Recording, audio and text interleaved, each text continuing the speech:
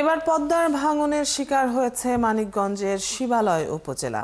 ভাঙনে ধুত্রাবাড়ি, তেঘড়ি ও বরুরিয়া গ্রামের অন্তত ৩০টি পরিবার এখন মানবেতর দিন পান করছে। জায়গা জমি না থাকায় অন্য কোথাও গিয়েও থাকতে পারছেন না তারা। তাই প্রশাসনের কাছে শেষ সম্বল ভিটেমাটি রক্ষার আকুল আবেদন জানিয়েছেন তারা। মনিরুল ইসলাম মেহেরের তথ্য ছবিতে প্রতিবেদন। নদীর পাড়ে খোলা ঘরে রান্না করছেন মানিকগঞ্জের শিবালয় উপজেলার তেঘড়ি গ্রামের রহিমা বেগম। গত এক সপ্তাহ আগে বসতঘর, গাছপালা সহ বাড়ির বেশিরভাগই চলে গেছে পদ্মা নদীতে। এখন পরিবারের সদস্যদের নিয়ে মানবেতর দিন পার করছেন তিনি। শেষ সম্বল ভিটেমাটি হারানোর সংখ্যায় নির্ঘুম রাত কাটছে তার। আমাদের দ্বারা নদীতে ভাঙছে, তারপরে বৃষ্টি, আমাকে রান্না খাওয়া বন্ধ। বেলা এখন 10টা বাজে, এখন আমরা কেউ নাস্তা খাইনি। তখন রান্ধুম, তারপরে খামু। রহিমা বেগমের অবস্থা এখানকার আরও অন্তত ৩০টি পরিবারের। এক সপ্তাহের ব্যবধানে পদ্মার তীব্র স্রোতে শিবালয় উপজেলার অন্তত ৫টি গ্রামের অর্ধশতাধিক বাড়িঘর নদীতে বিলীন হয়েছে। এখন হুমকিতে আছে আরও ২ শতাধিক বাড়িঘর সহ দোকানপাট, ফসলি জমি। সবচেয়ে বেশি ভাঙনের শিকার হয়েছে ধুতুরাবাড়ি, তেঘড়ি, বরুরিয়া, মান্দ্রাখোলা, মালুচি ও নয়াকান্দি গ্রাম। অনেকেই আশ্রয় নিয়েছেন আত্মীয় স্বজনের বাড়িতে, আর যারা যেতে পারছেন না তারা ভিটেমাটি আঁকড়ে থেকে গেছেন। আজকে ৫টা-৬টা দিন যাবত, রাত কি দিন সারাক্ষণ একই অবস্থায় আছি। বৃষ্টিতে ভিজা, এদিকে নদীর ভয়ঙ্কর অবস্থা। দোকান বাসা ভেঙে যেতেছে, সবকিছু ভেঙে যেতেছে, কিছুই তো রইলো না। ভেঙে গেলে, আগুন ফিরে গেলে পরে মাটি থাকে, আর গাঙ্গে ভাঙলে তো কিছু থাকে না। শাসন করার জন্য কোনো পদক্ষেপ নেব, এটা কোনোটাই নেওয়া হয় নাই এখনো। আমরা এতটাই ঝুঁকিপূর্ণ আছি, আমাদের জীবনও বিপন্ন। আমরা রাতে ঘুম নাই, খাওয়া নাই, মানে আমরা খুব খারাপ অবস্থায় আছি। আমাদের যে বাসস্থান, কর্ম, সেরকম জায়গা এই মুহূর্তে আমাদের নাই। এদিকে ভাঙনে ক্ষতিগ্রস্তদের সামান্য কিছু ত্রাণ সহায়তা দিয়েছে উপজেলা প্রশাসন। তবে ত্রাণ নয়, ভাঙন রোধে নদী শাসনের দাবি জানিয়েছেন ভুক্তভোগীরা। ওরা নদীর পাক আইসা দাবাই নিয়ে যেতে, সব ভেঙে চুরে নিয়ে যেতে, মানে নিচগুলা দাবাই নিয়ে যেতেছে ঘর বাড়ি মুহূর্তের ভিতরে। কিন্তু সরানোর কাজ নেই আমাদের, কোনো প্রশাসন আসে নাই, টিয়ের কোনো আসে নাই, পানি উন্নয়ন বোর্ড এসে ফুসি দেয় নাই, বড় বড় কেউ আসে নাই। আমাদের এসে যেন আমাদের নদীতে ভাঙতেছে আমাদের সম্পদ, তারা এসে যে একটু দেখবে, কখনো ফুসিও দেয় নাই আমাদের এখানে। এ বিষয়ে মানিকগঞ্জ পানি উন্নয়ন বোর্ডের নির্বাহী প্রকৌশলী জানান, এরই মধ্যে ভাঙন কবলিত ঝুঁকিপূর্ণ ৩০টি স্থানে জিও ব্যাগ ফেলা হয়েছে। এছাড়া আরও ব্যবস্থা নিতে ঊর্ধ্বতন মহলে প্রস্তাবনা পাঠানো হয়েছে। ভাঙনকে যেন মোকাবেলা করতে পারি, অর্থাৎ মানুষের যেন কষ্ট দুর্ভোগ না হয়, সেই জন্য পানি উন্নয়ন বোর্ড সার্বক্ষণিক প্রস্তুত আছে। জায়গাগুলোতে নতুন নতুন ভাঙন হচ্ছে, অর্থাৎ যেগুলো স্থাপনা একেবারে নদীর তীরে কাছাকাছি চলে আসছে, সেই জায়গাগুলো আমরা অবশ্যই ভাঙন প্রতিরোধের জন্য ব্যবস্থা গ্রহণ করছি, এবং যদি প্রতিনিয়ত কোনো ধরনের ভাঙন দেখা দেয় সেই ব্যাপারে আমরা তৎপর আছি। ভাঙন রোধে সাময়িক কোনো ব্যবস্থা নয়, স্থায়ী সমাধান চান নদী পাড়ের মানুষ। মনিরা কাজুরি, ৭১। ভাঙন নিয়ে জানবো আরো বিস্তারিত। সহকর্মী মনিরুল ইসলাম মেহের যুক্ত আছেন এই মুহূর্তে। মেহের, আমরা প্রতিবেদনে ভাঙন কবলিতদের দুরবস্থা দেখছিলাম। প্রশাসন তাদের খোঁজ খবর নিয়েছে কিনা, ভাঙন রোধে কোনো পদক্ষেপ নেওয়া হয়েছে কিনা, এবং স্থায়ী কোনো ব্যবস্থার কথা কি কেউ বলছে?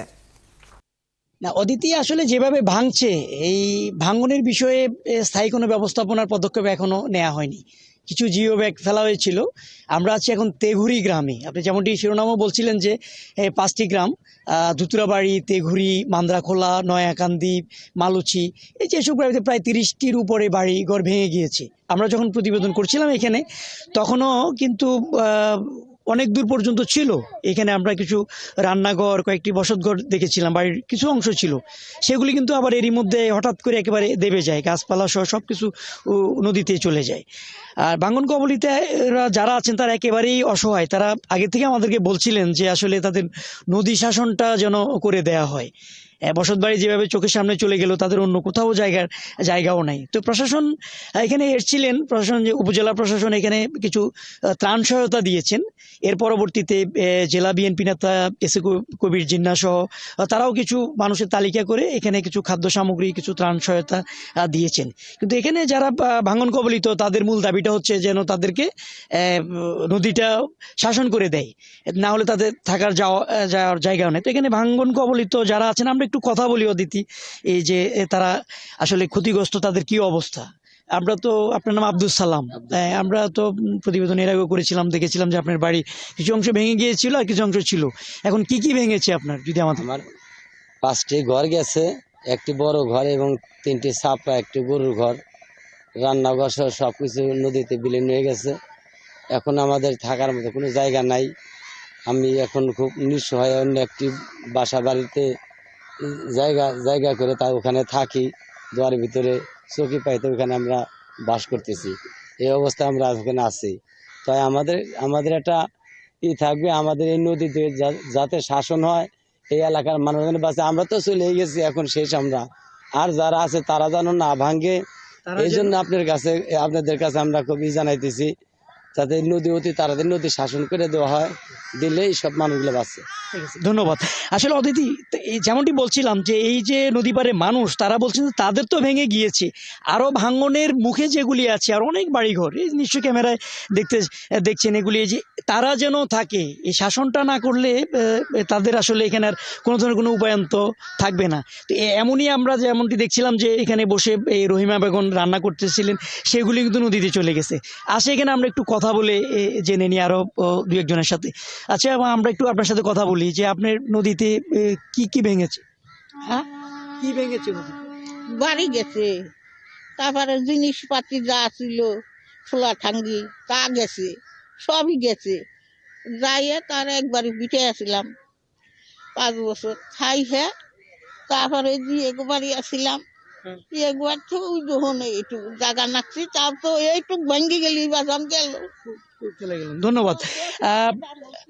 আসলে যে অদিতি শুনছিলেন যে এইভাবে প্রত্যেকটি পরিবার কিন্তু অসহায়, হ্যাঁ, তারা কিন্তু এখানে কোথায় যাবেন সেই শঙ্কায় কিন্তু তারা এখন আছেন। তো আমরা এই বিষয়ে স্থায়ী ব্যবস্থাপনার বিষয়ে কথা বলছিলাম পানি উন্নয়ন বোর্ডের সাথে।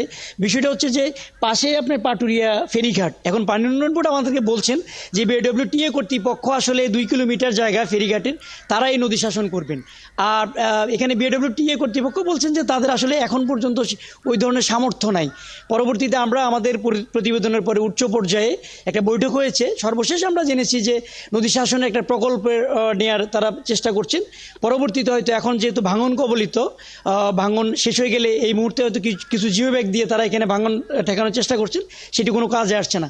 পরবর্তীতে বড় ধরনের তারা এখানে একটা ব্যবস্থাপনা গ্রহণ করবেন, তেমনটি আমাদের পানি উন্নয়ন বোর্ড থেকেও জানানো হয়েছে। আপনি এ বিষয়ে খবর রাখতে থাকবেন মেহের, নিশ্চয়ই আমরা আরও জানবো। ধন্যবাদ আমাদের সাথে যুক্ত হবার জন্য। দর্শক, পদ্মার ভাঙন নিয়ে কথা হচ্ছিল, সহকর্মী মনিরুল ইসলাম মেহের যুক্ত ছিলেন এতক্ষণ।